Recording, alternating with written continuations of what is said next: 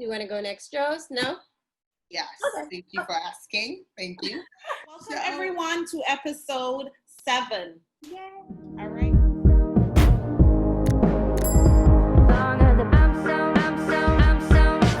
Everyone to episode 7. Today we're going to be sharing some summer tips for our parents. We know that parents, the kids are always with you during the summer. So we wanted to share some tips with you, some things that you can do at home with your kids, things that you can do outside of the home with your kids, just to support you guys and to help to maintain that consistency over the summer. Make sure they're reading, they're doing a little writing, they're doing a little math, just, practicing over the summer. So we're going to start out by just sharing some academic tips, and then we'll go into some social emotional tips that you can work on with your kids during that time. Yeah, All and we right. know that because this should be about 2 or 3 weeks into the summer break when you guys see it, right? So you might have already noticed how they might just be lounging and not doing what they need to do. So we're helping you out and giving them a few things a little nudge. Mm-hmm. Yeah. All right. So ladies, what are some tips that we have academically for? Well, For me, Going. I say reading. Here are some great tips for reading. Well, the first thing is first, make sure your kids are reading every day, no excuses, and make sure that they're reading for an extended time. It's not that just pick up a book, flip the pages for 10 minutes, and they read. That is not reading, that is flipping pages. Make sure that they are cognitively engaged in the books that they're reading. Get them excited about the book. If it's a series, if it's an author, Google the author. See who are the writers for the books that you're reading. Make sure that your student becomes and have a relationship with books. That is very important, not just during the school year, but throughout the summer. Books open up a new world, especially right now that we are not able to go anywhere because we're still trying to social distance. Well, books could be a great opportunity for your students to travel through a book, through a character. Make sure that you have a reading log for the summer. Log in, create your own logs. By this time, your students, it is not the first time that they'll hear the word reading log. So make sure to create one with them. Create a scrap notebook where they're able to write their thoughts about the characters and who they like. Have a discussion panel with your students about the books that they're reading. Have a family book club, a book that the whole family could read, and then you could just talk about it during dinner. Make sure that your students are, they could create Your kids. That's Kids, our students. They're kids. what? They're kids. They're kids. You keep saying students. Students. Oh. we should leave that in, though. Leave that in. Yeah. Yep, definitely. All right. Sorry, I should not have said anything. All right. So and now, are you done, Glenn? Sorry. I have one more. Go ahead. Right. Like, I have one more, girl.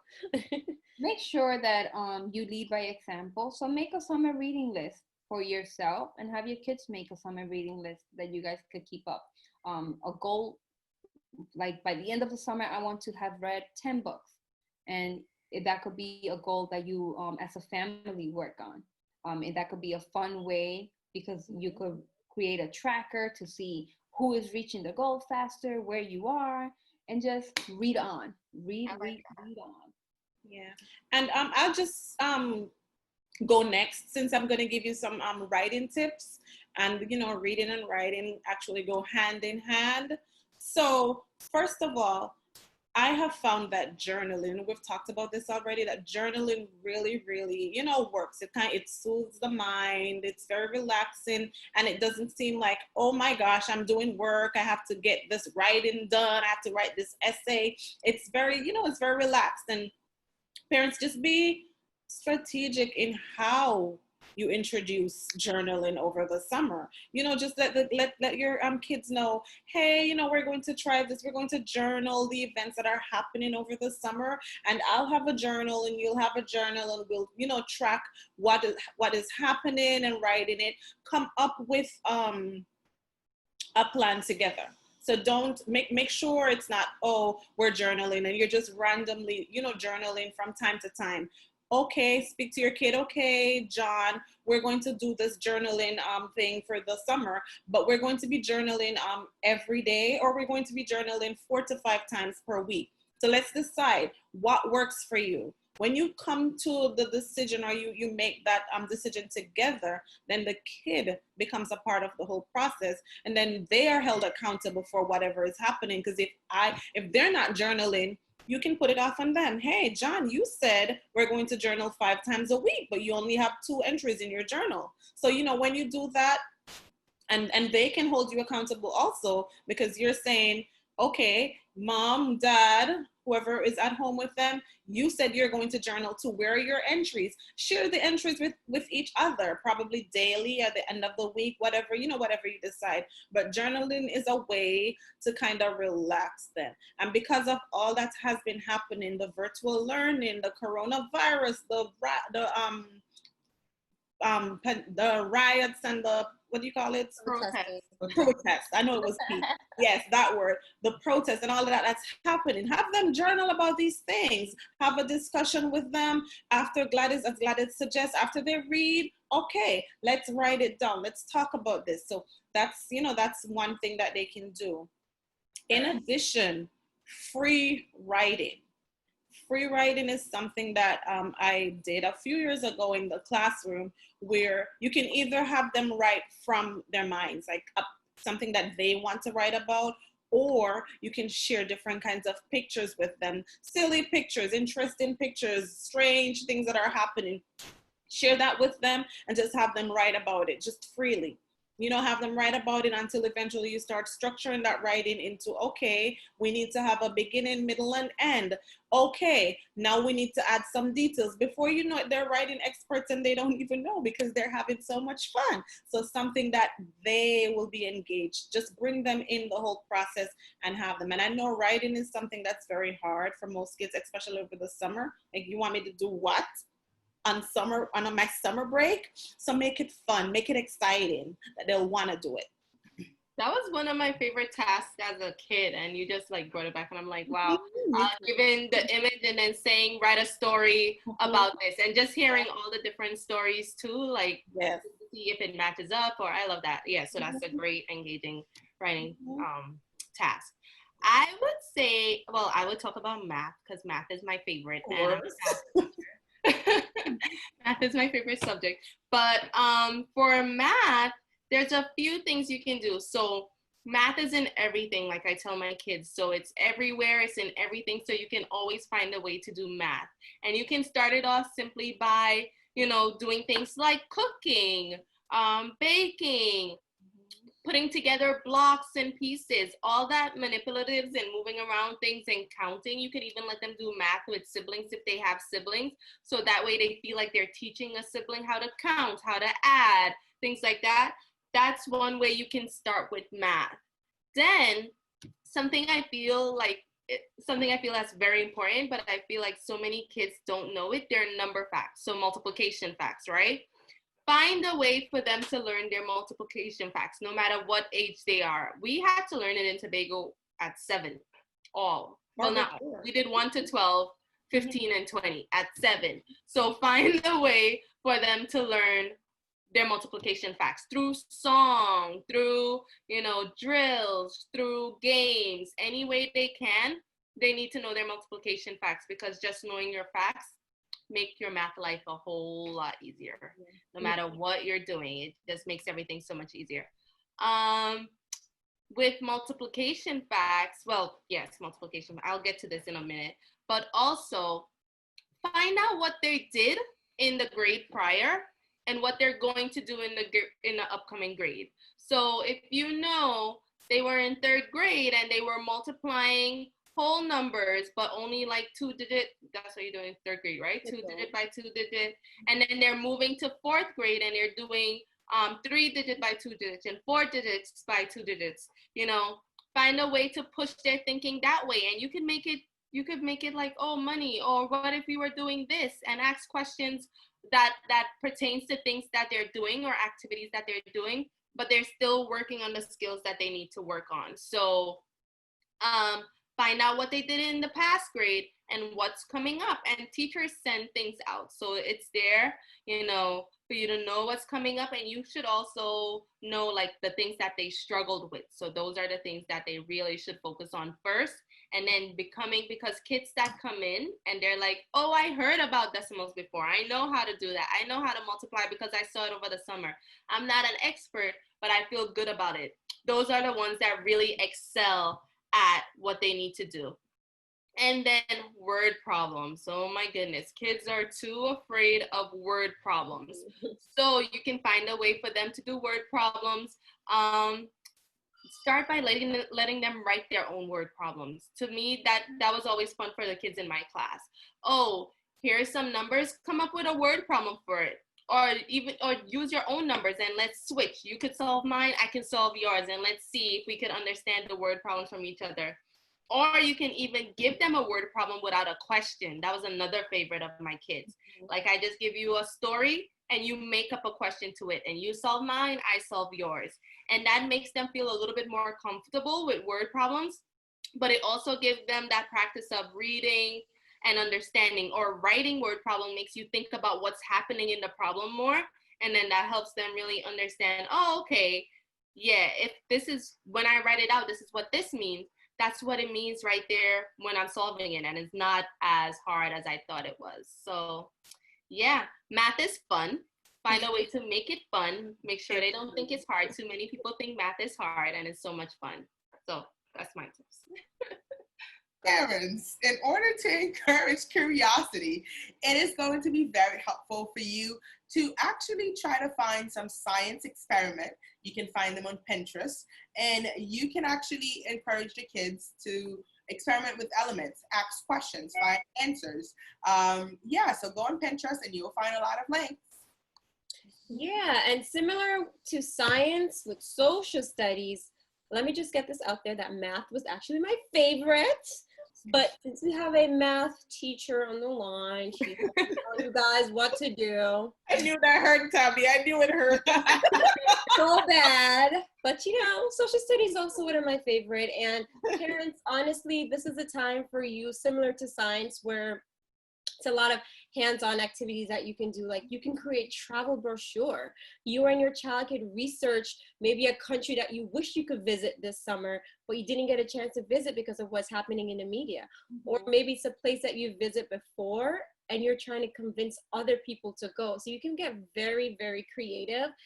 And let me tell you, you can go on virtual tours. Because of this pandemic, a lot of places, a lot of museums, a lot of even countries have created these websites where you and your child can actually have front row seats to the different animals in their habitat, to different places, to different artifacts.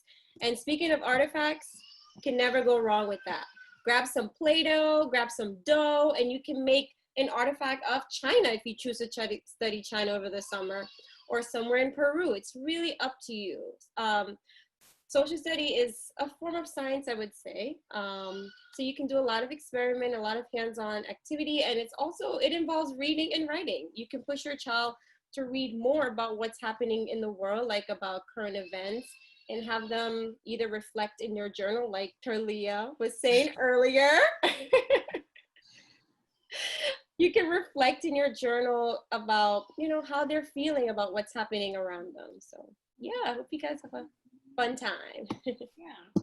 And Joss, you had touched on something about the remote learning with science and the experiments. Do you want to talk a little bit about that? I do. Well, with remote learning, the kids did not really get to see the teachers. They did not get to really do the experiments. So I know that a lot of teachers use videos online of how to do the experiments. So you parents can also use those videos found on YouTube. I feel like I should be sponsored by YouTube and Pinterest, but anyways, yes, so you can find those videos as well to help you with your science experiment. And just like Tabby said, social studies is a fun way to do project-based learning, where you could find a country that you would like to study, and it could be focused on either an artifact or a time period in in that country, and you could develop projects around that. Postcards, so many things that you can do. I wanted to talk about math projects too. There's a lot of math projects out there. Just Google, like, so many fun things. Yeah. But And even just connecting, just listening to all of us, and with the current climate, we're always going to go back to that. But all this that's happening with racism, and how to promote equity and all of that, we can connect every subject area. You can have the child read, have the child write, have the child do experiments on things that were probably happening back then, have them take those tours, go to those countries, go to those states that all of that happened, and then what was the math looking like, or how can you connect all of that? So everything can actually, come into place. So just, as we said, make it fun. Yeah. Now, yeah, go ahead. no, go ahead, Sherry. No, I was going to say what you were going to say. So go ahead. Guys are reading each other's mind. You can also try to think of some things. I know we're teachers, right? So it's all academic, but you can think of some things outside of the classroom for them, because the mental health is just as important, right? And we're very aware of social and emotional needs in our school, at least. And we think it's important for you to think of ways to make sure that your kids are happy during this time of COVID, during this time of change, because that's what it is, a time of change, that they're still happy and having a summer that makes them a summer of all summers. I don't know. Yeah, very important. Yeah. And we think, in our school, at least in our school, and I think that all my colleagues will agree on this, we always believe that in order to teach a student, we need to know them way beyond the classroom, and we need to understand them, how they feel, what triggers them, what makes them tick. So social emotional should always be something that you find ways to touch into it with the kids. Yeah, and some things you can do: go outside every single day, get some sun in any way. I always like to say go to the park. I know I need a new tip, but get some sun somehow. Ride a bike, scooter, walk, get the sun, because to me, sun makes a difference in my life. Sun and water, like sitting near a lake, beach, anything. So get some sun, see some water, feel good. Another thing is there's a lot of self-care calendars going around on Google. Pinterest. You could also create your own one. Create one that works for your children, your family members. So I think that's a great way to take care of your social and emotional by creating something that every day you're doing an activity that makes you feel good inside. Create I love schedules, because I feel like schedules hold you accountable, because usually if you just do something, or you just say you're going to do something, it never happens. That's based on my experience. I say I'm going to do a lot of things back in the days, but now when I use a schedule, I think it works better. And I'm encouraging my kids to use schedules too, although they might not use it 100%. They're understanding the importance of scheduling and making plans, when they're doing stuff. So I always encourage you all, parents, to work with your child on schedule, your children on schedule, different schedules, work with them. But even also make sure you talk to your kids, have conversations with them. Because don't just leave them over there to play the games, or leave them to be on the TikTok all the time, or to be and just like, oh, it's my time to take a break. No, talk to them, have conversations with them, hear what they want to do. What are your plans for next year? Just kind of try to think outside of the box. Think about how you can support them.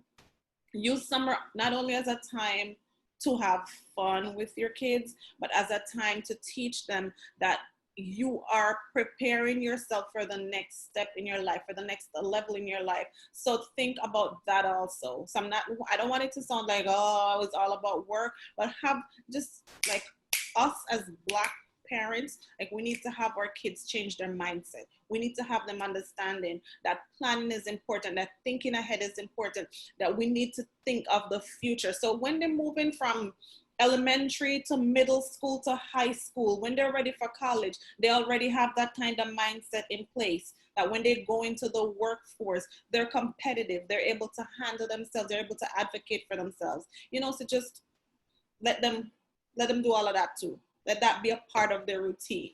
Plan ahead. And I'll just- speaking of Jules, you always do that. Okay, So, you're gonna go off because I'm gonna go off of her planning. I was gonna go off her planning too. Do you have my answer? Vision board? Yes! Just so we could go off of the planning. Yes, I was gonna say make a vision board for the. As she started talking about planning, I'm like, yeah, vision board. All right, Yeah. I'll take it, I guess. Go ahead. I'll think of something else. Yeah, I was gonna say, just like Charlie was saying with the plan, just you can make a vision board with your child over the summer. So it doesn't matter what the goal is, it's just to have them put the work in to visualize it actually happening, and they can hang it up around their room or in their home.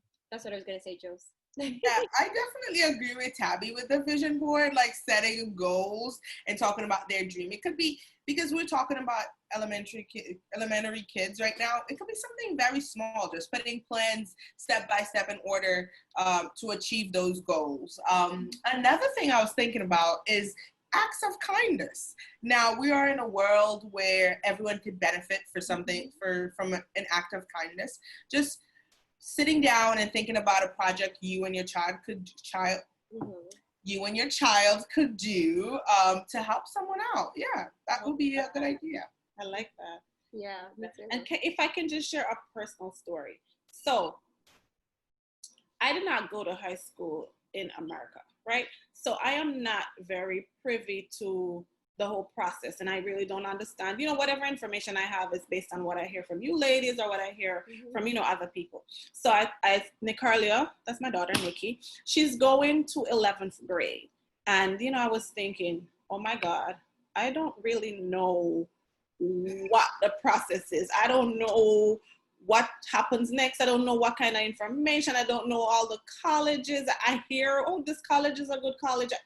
So I've been talking to her, but if you guys out there have teenagers, teenagers, they think you're just telling me this because you're my mom. You just want me to do this because you're my mom or because you're my dad, right? So I thought, what could I do? So I set up a meeting with her and the college counselor from her school, which forced her to be a part of the process even more. And the college counselor was asking her the questions that I've been asking her, discussions that I've been having with her. But when it came from someone else and she realized that, oh, this is real, this is very serious, I really have to keep thinking about these things. And I think she'll go sit, settle, and think about it even more because it didn't come from mommy this time.